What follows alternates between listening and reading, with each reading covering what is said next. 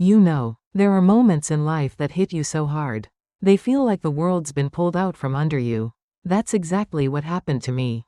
Beatrice Sullivan, everyone calls me B, sitting at my own dining table. Just 9 days after burying my husband. Henry, I'm getting ahead of myself. Let me start from the beginning. If you stick with me until the end, please leave a comment with the city you're watching from. I'd love to know how far my story travels. It was a chilly evening in our little Vermont town. The kind where the air smells of wood smoke and fallen leaves. I'd set the table in our dining room. The same wooden pine table Henry and I had bought when we first moved into this old farmhouse 34 years ago. That table had seen everything: Thanksgiving feasts, birthday cakes, late-night talks over coffee. But that night, it felt too big, too empty, with Henry's chair sitting there, silent and hollow. I was still raw from his funeral. Henry had passed suddenly, a stroke that stole him from me in the night. At 68, I thought I'd prepared myself for losing him someday. But nothing prepares you for the way grief wraps around your heart.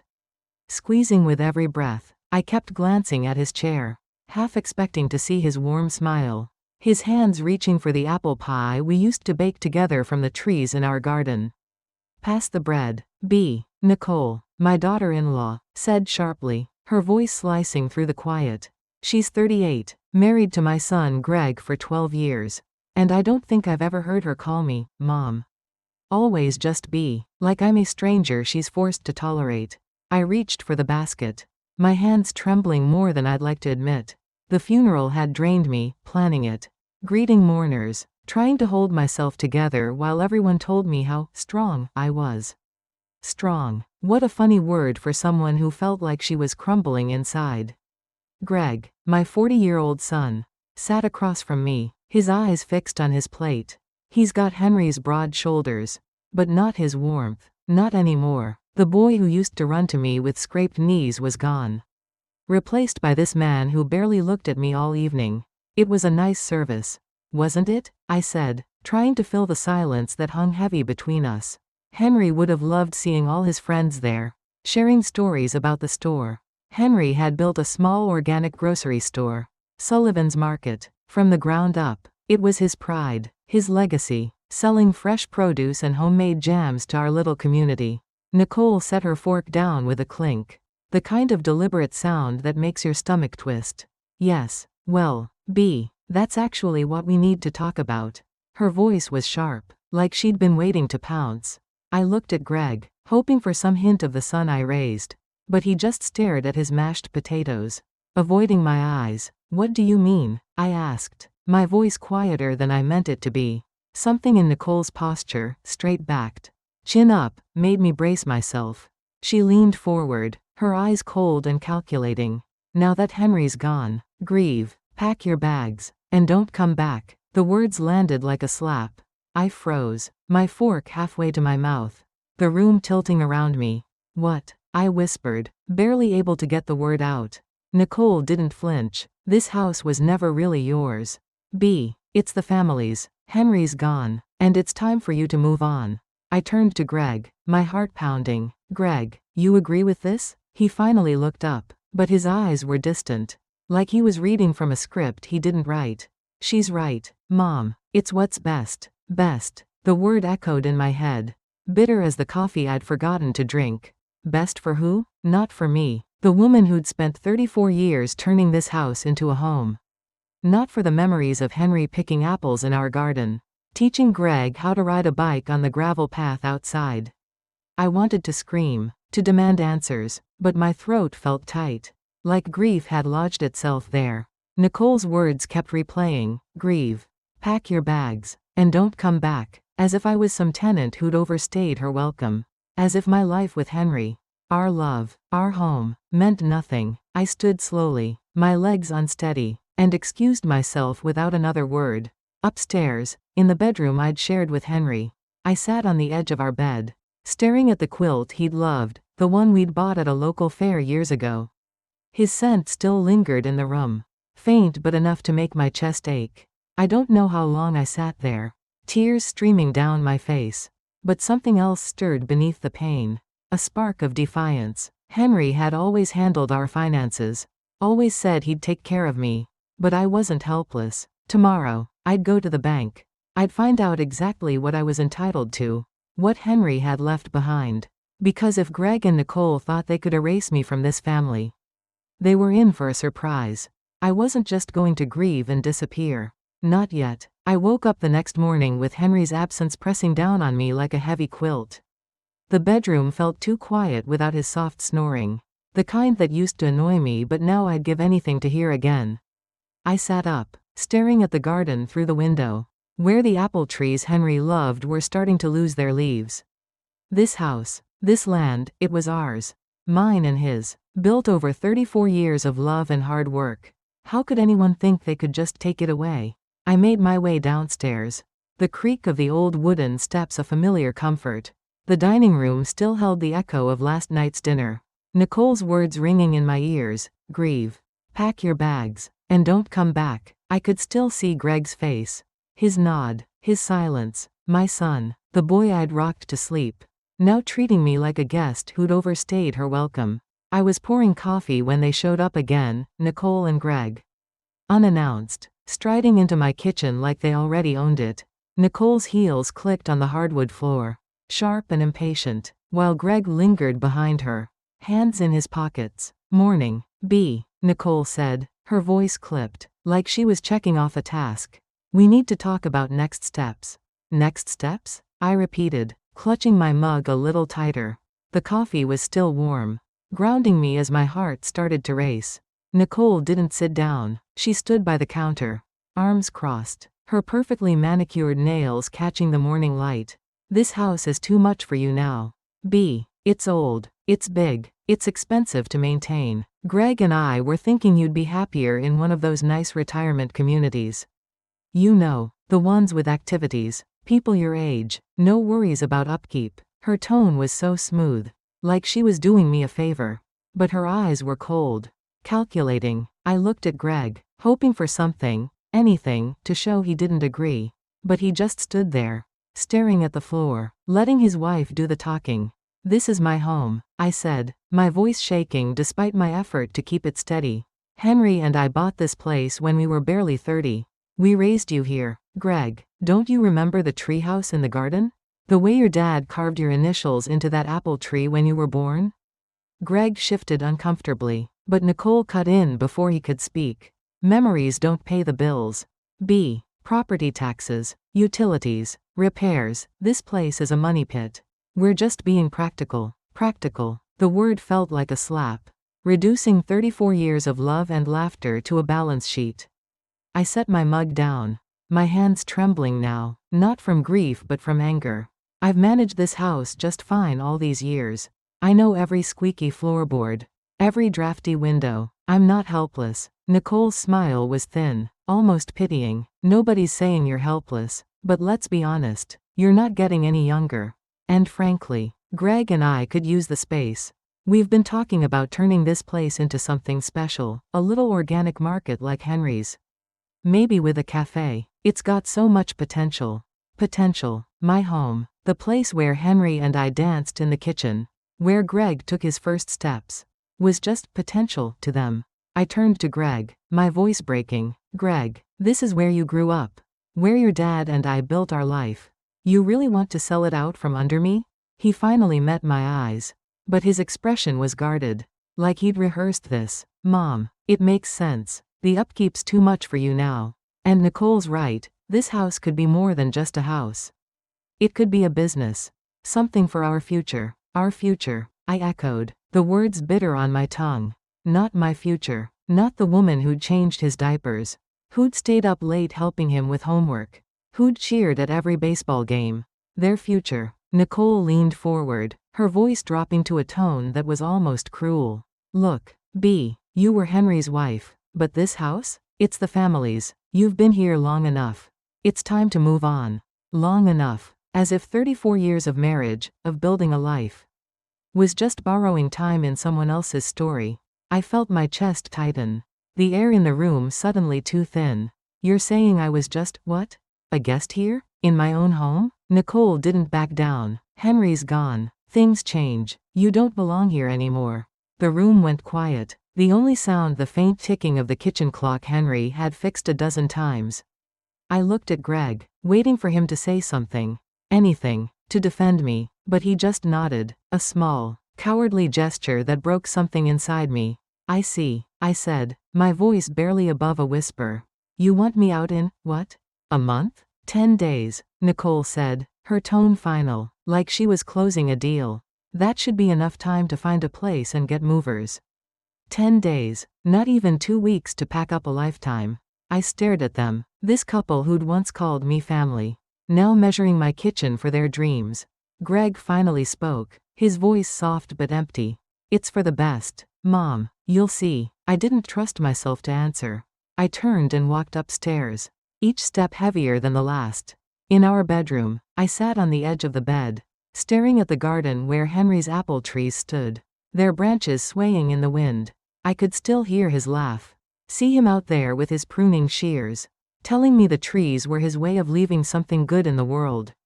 But as I sat there, something shifted inside me. Grief was still there, sharp and heavy, but beneath it was a spark of something else. Anger, yes, but also determination. Henry had always said he'd take care of me. He'd handled our money, our plans, our life. If there was something to find, some piece of him left behind, I was going to find it. I wasn't ready to pack my bags. Not yet. The morning after that awful dinner, I woke up with a heaviness in my chest. Like grief and anger had tangled together overnight. The house was quiet, too quiet, without Henry's humming as he made his morning coffee. I stood at the kitchen window, looking out at the apple trees in our garden. Their branches bare now in the Vermont chill. Those trees were Henry's pride, planted when Greg was born, each one a promise of something lasting. I wasn't ready to let that go, not the trees, not the house, not my life here. I pulled on my coat, the one Henry always said made me look like a proper Vermonter, and drove to the bank. First Community Bank was a familiar place, just a 10-minute drive through our little town, past the general store and the church where we'd said goodbye to Henry. I'd been there countless times with him, usually waiting in the car while he handled our finances. No need to worry, B, he'd say with that gentle smile. I've got it under control. Now, I wished I'd paid more attention. Inside, the bank smelled of polished wood and coffee, a comforting contrast to the cold outside. Diane, the manager, greeted me with a soft smile. She'd known Henry for years, always chatting with him about local gossip or the best way to grow tomatoes. B, I'm so sorry about Henry, she said, her voice warm but careful, like she was used to talking to widows. He was one of a kind, always asking about my kids. Thank you, Diane, I said, settling into the chair across from her desk. My hands twisted in my lap, clutching my purse like it could anchor me.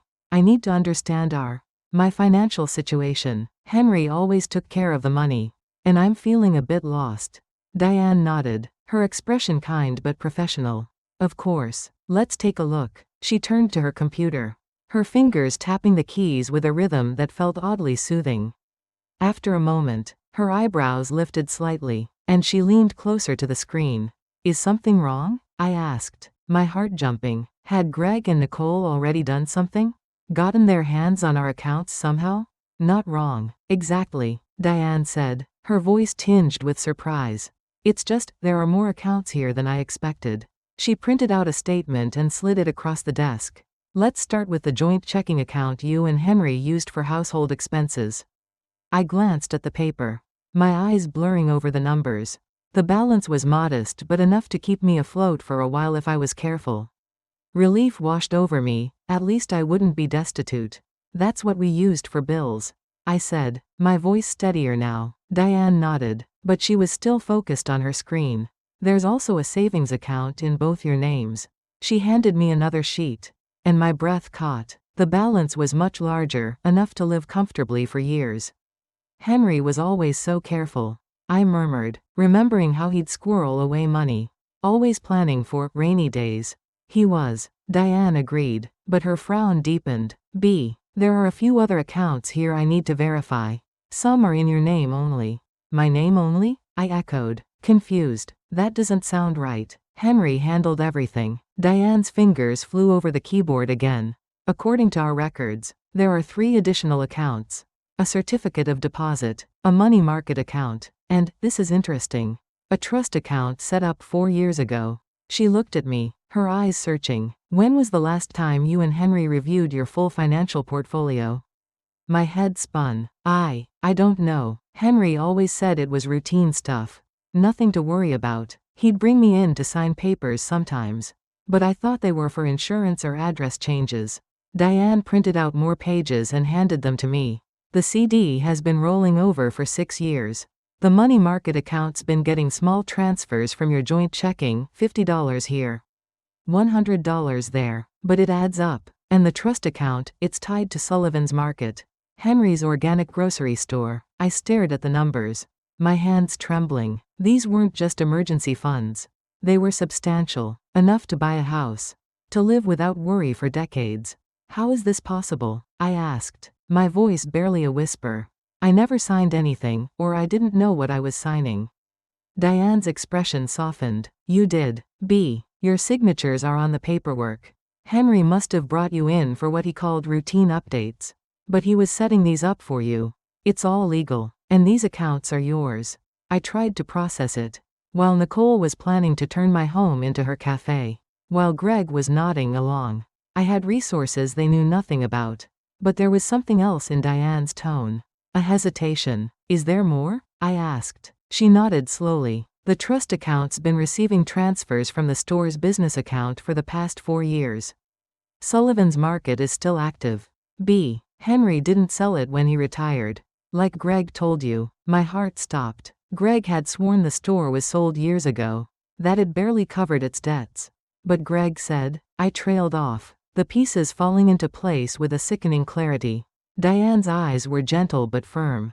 There's something else. The business account shows loans made to Greg over the years. Formal loans, with payment schedules and interest. The total outstanding balance, as of last month, is $80, $80,000. The number hit me like a punch. My son, who'd sat across from me last night, agreeing to kick me out of my home, had borrowed tens of thousands from his father's business and never paid it back. He never told me, I said, my voice cracking. Henry never told me. Sometimes, Diane said carefully, clients set up accounts like this to protect their spouse.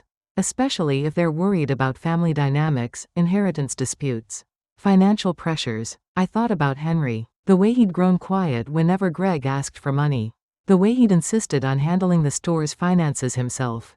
He'd ask pointed questions about Nicole's spending, her designer bags, their fancy vacations. I'd thought he was just being frugal. Now I saw it. He'd been protecting me. Why didn't he tell me? I whispered, more to myself than to Diane. She hesitated, choosing her words. Henry might have wanted to spare you the stress.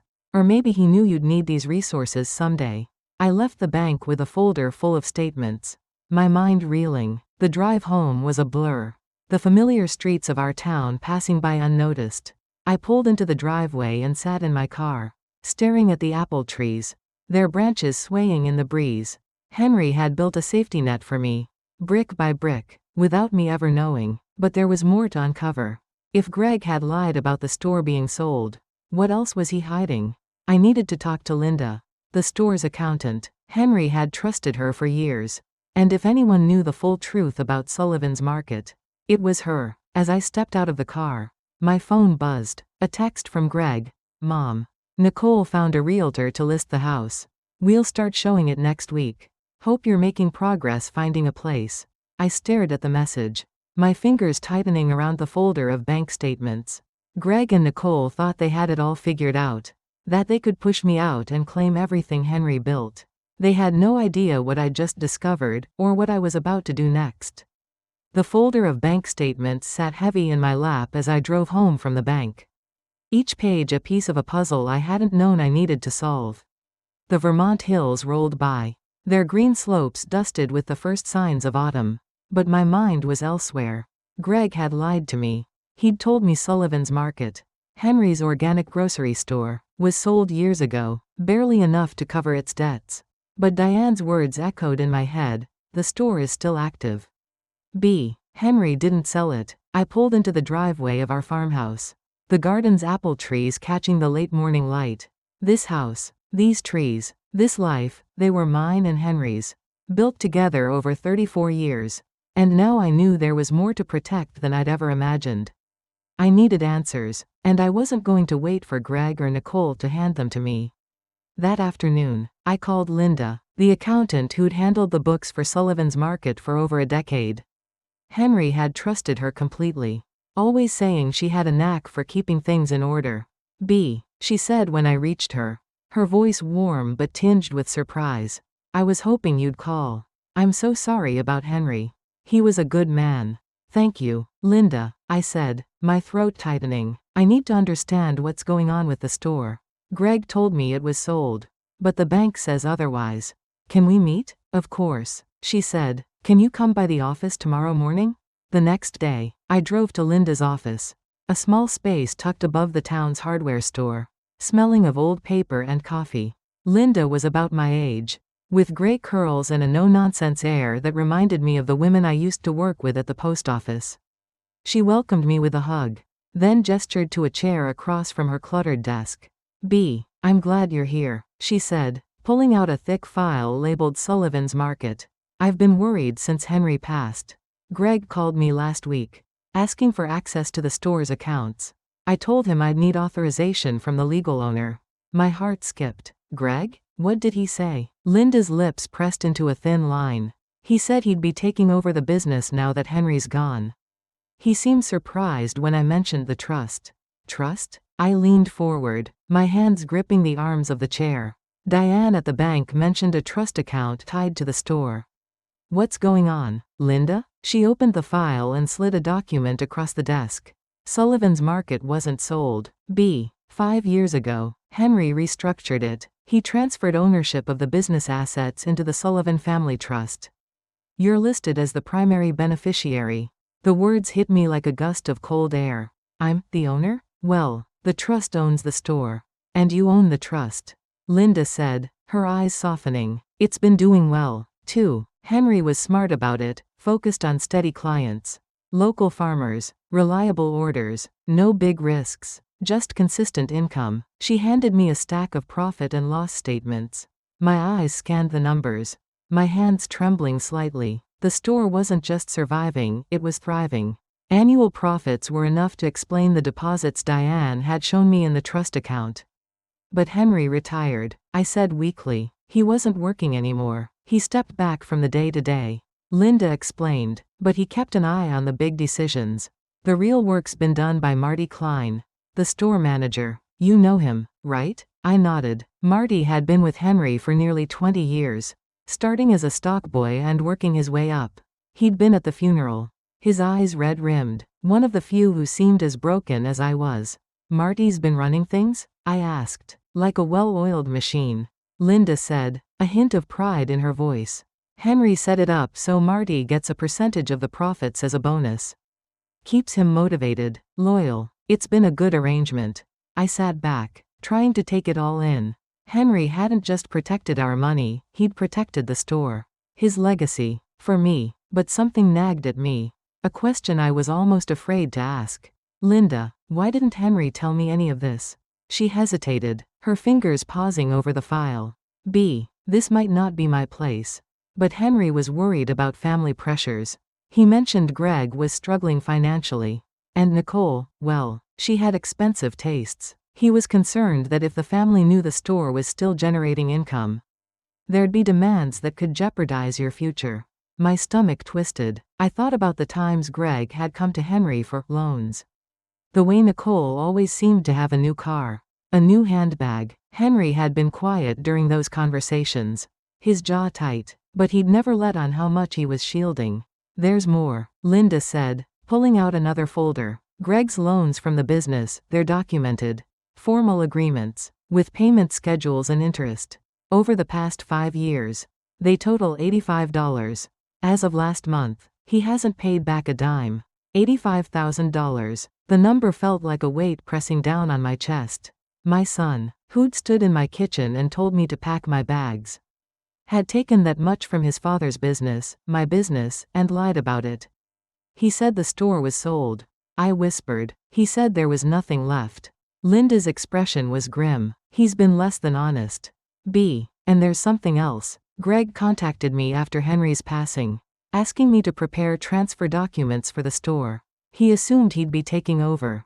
I told him I needed written authorization from you, the trust beneficiary. He didn't like that. I felt the room tilt. The betrayal cutting deeper than I'd thought possible. Greg hadn't just lied, he'd been planning to claim the store. Thinking I was too grief-stricken to notice. I need to talk to Marty, I said, my voice steadier than I felt. I want to keep the store running as Henry set it up. But I need to know everything Greg's been doing. Linda nodded. Marty's been waiting to hear from you. He's worried about his job. The store's future. I'll set up a meeting. I left her office with another folder of papers. My mind racing. The drive home was a blur. The Vermont countryside fading into the background as I thought about Henry. Every time Greg had asked for money. Every time Nicole had bragged about their investments. Henry had been quietly protecting me, setting aside money to ensure I'd never be at their mercy. When I got home, I sat at the kitchen table, the folder open in front of me. The apple trees outside swayed in the wind, their branches casting long shadows across the garden. I thought about Marty, about the store, about the life Henry had built. Then my phone buzzed. Another text from Greg. Mom. The realtor's coming tomorrow to take photos. Make sure the house is tidy. First impressions matter. I stared at the message, my fingers tightening around the folder. Greg and Nicole were so sure they'd won. So confident they could sweep me out of my own life. They had no idea what I'd just learned, or what I was about to do. I dialed Marty's number. Marty, it's B. Sullivan, I said when he answered. Can we meet tomorrow? I need to talk about the store. His voice was warm, relieved. Mrs. Sullivan, I've been hoping you'd call. Name the time, and I'm there. As I hung up, I felt something shift inside me. Grief was still there, sharp as ever, but now it was joined by a quiet strength. Henry had given me more than a home, more than a store. He'd given me the tools to fight back, and I was ready to use them. The morning after my meeting with Linda, I woke up feeling different. The grief was still there, heavy as ever, but it was mixed with something new, a fire in my chest. A determination I hadn't felt in years. I stood in the kitchen, sipping coffee, staring out at the apple trees in the garden. Henry's trees, our trees. This was my home, and I wasn't going to let Greg and Nicole take it from me. Not without a fight. I'd barely finished my coffee when I heard tires crunching on the gravel driveway. Through the window, I saw Greg's SUV pull up, Nicole's sleek blonde hair catching the sunlight as she stepped out, her heels clicking with purpose. Greg followed, his shoulders slumped, like he was already dreading this. I took a deep breath, smoothed my sweater, and opened the door before they could knock. If this was going to be a showdown, I'd meet it on my terms. Good morning, I said, my voice steady, almost pleasant, like I was welcoming old friends. Nicole pushed past me into the living room, her designer purse swinging like a weapon. Greg trailed behind, avoiding my eyes, his hands stuffed in his pockets.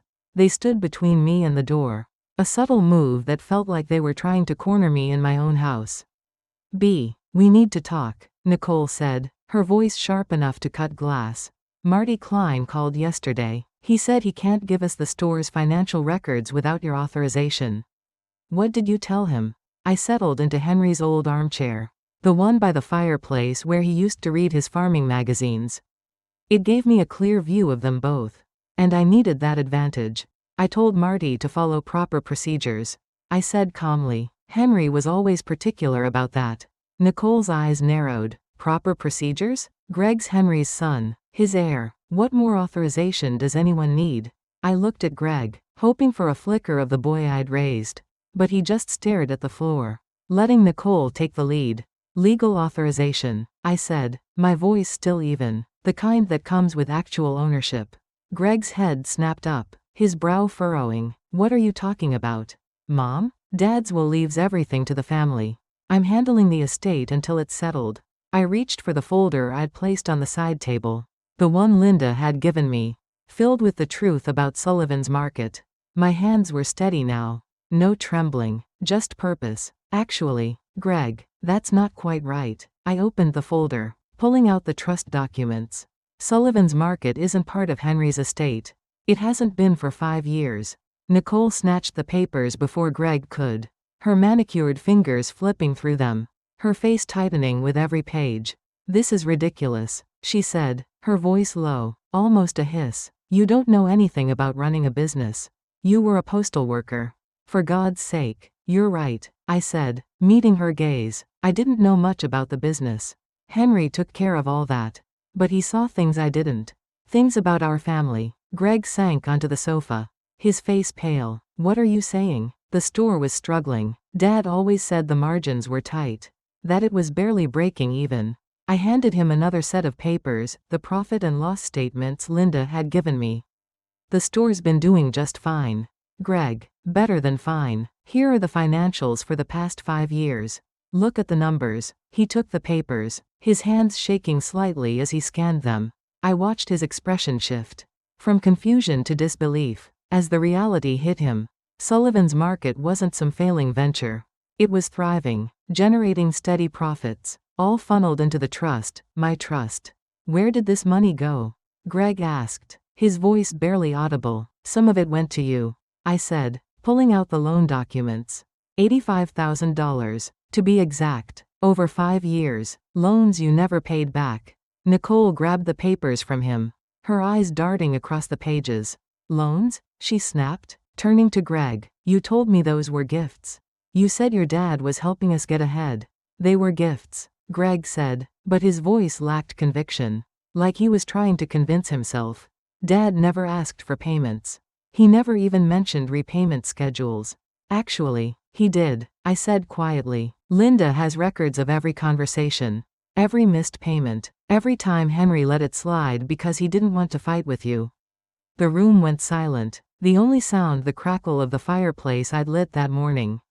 Nicole's face was a mask of rage and panic, while Greg looked like the ground had just shifted beneath him. I could see it sinking in, their plans, their confidence, all built on lies they'd told themselves.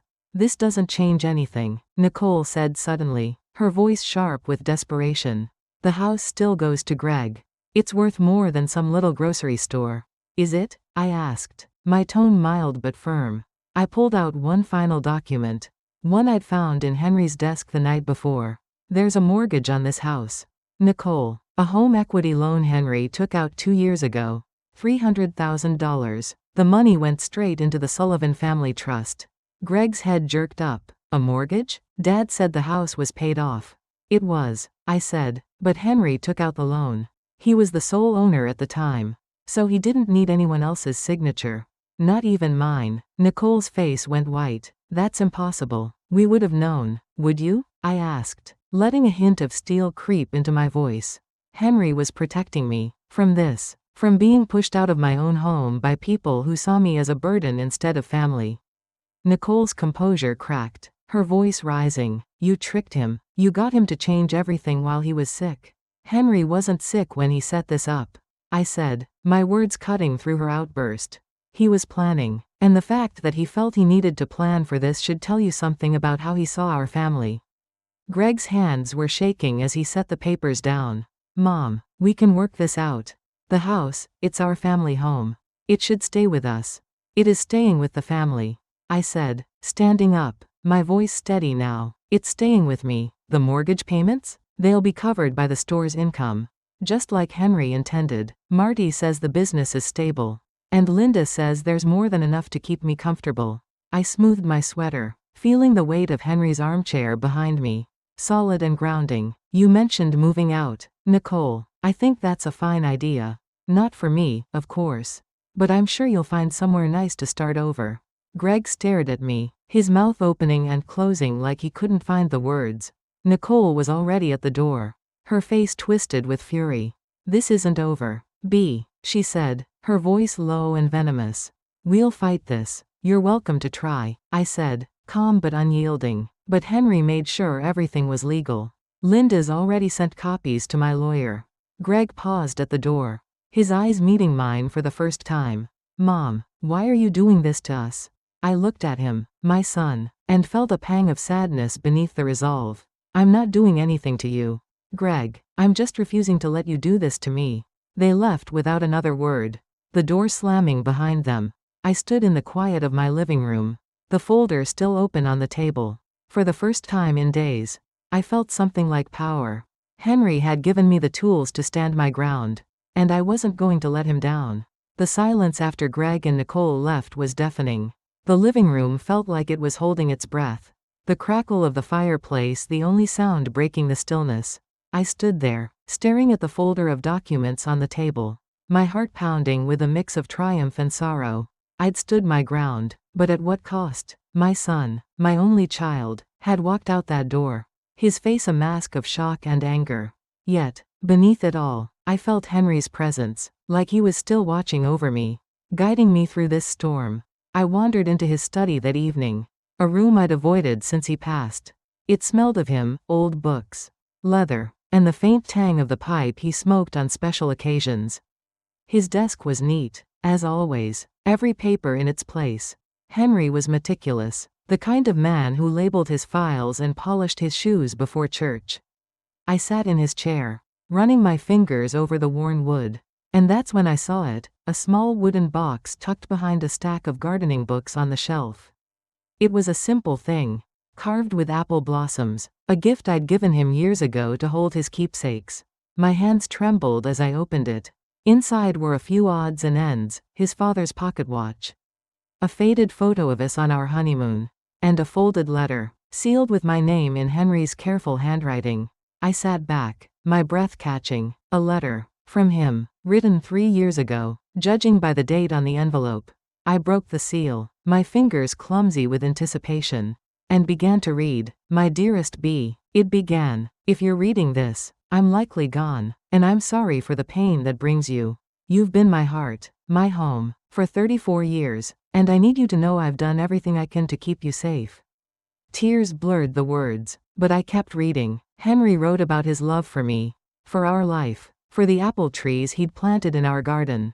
But then his tone shifted, grew heavier. I've seen things in our family, B, that worry me. Greg's a good boy at heart, but he's let Nicole's ambitions cloud his judgment.